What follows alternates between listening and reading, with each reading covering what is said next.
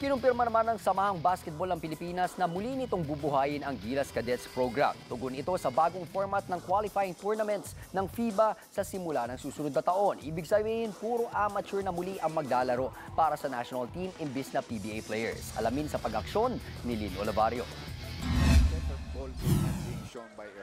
Ang FIBA Olympic Qualifying Tournament sa susunod na buwan ang huling Olympic at World Cup qualifiers sa ilalim ng lumang format ng FIBA.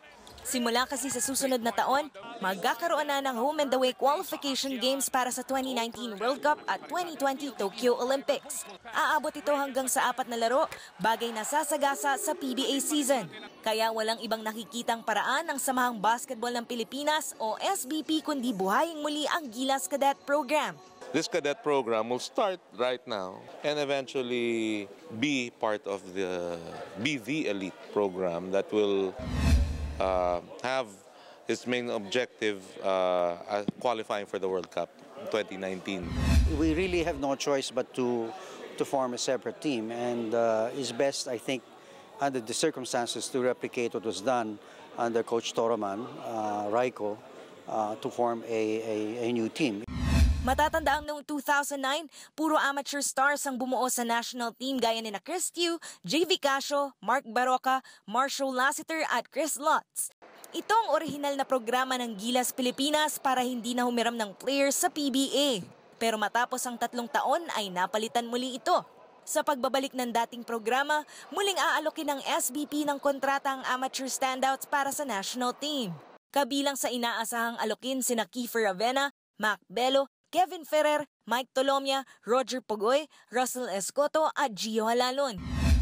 My task now is to formally try to get them on board. We have not had anyone in any way attached to the program na, but I've had informal talks with them and well, signs are positive. Pero kapalit nito ay hindi na muna sasabak sa PBA draft ang mga nasabing player. Bagay na hindi naman daw problema para sa liga. Of course, we'll be hurt by it because you have the name stars be going to the program. But it's a sacrifice that everybody's willing to take because of the nature of the objective, no? It is to create really a very strong and winnable Philippine team, no, national team. Pinabulaanan din ni PBA Commissioner Chito Nervasa ang umano'y hindi pagkakaunawaan ng PBA at SBP. What is on the table is that it's just a matter of schedule, right? We're aware of the programs, they're aware of our schedule, so it's just a matter of sitting down and discussing how to proceed.